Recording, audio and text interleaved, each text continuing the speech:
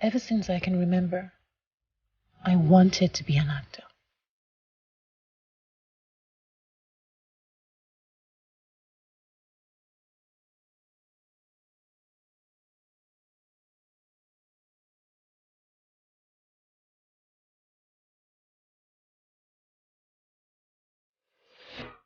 Welcome, guys, to another juicy movie review from yours truly. And this time, the movie is Superstar. By now, you've heard of it, and I just wanted to share with you a few things about the movie, what I've observed, what I think. Let's get going.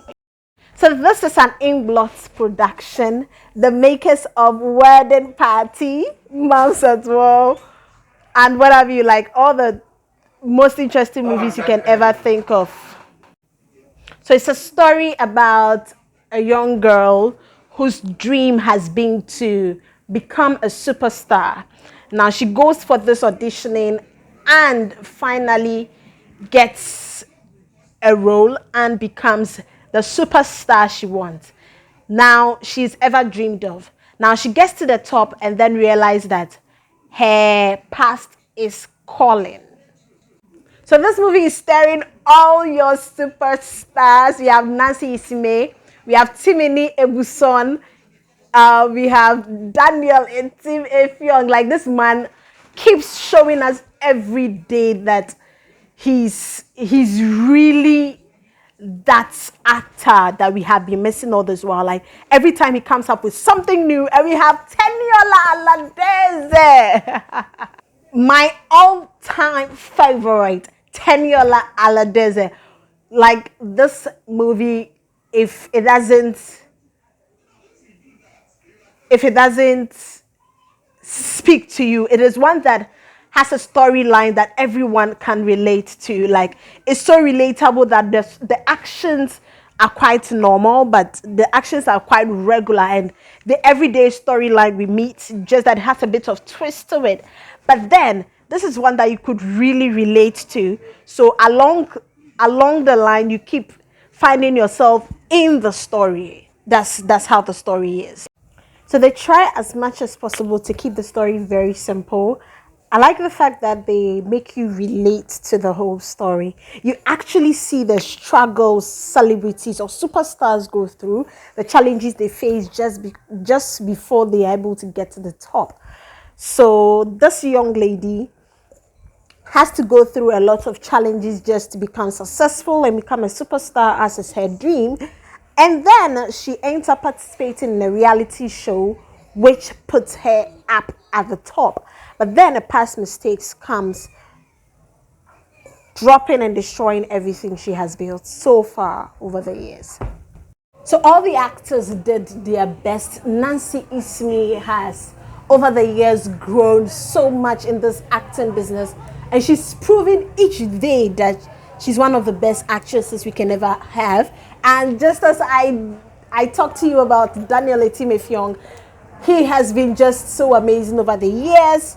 And my best part in the movie was the relationship between Nancy Isime and Daniel Etim Effiong.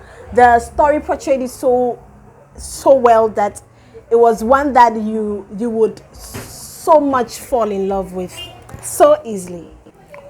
Now you realize from the story that everything was going on well, but the writers wanted to have a lot of action in one movie. And when it happens that way, it looks like the story is everywhere. Like, you just find yourself seeing too many things all at the same time. You see betrayal, you see murder, you see cancer, you see a lot of problems all at the same time. And it becomes a bit overwhelming for you, the audience, because you realize that there are too many things for you to consume all at the same time. They should have at least treated one story. Some of the actions they brought in were quite unnecessary, because let's take for instance the cancer part of the whole thing. So let's take for example, we suddenly discovered that Hassani was dying and had less than 1 month to live because he had cancer and it had spread through all his organs.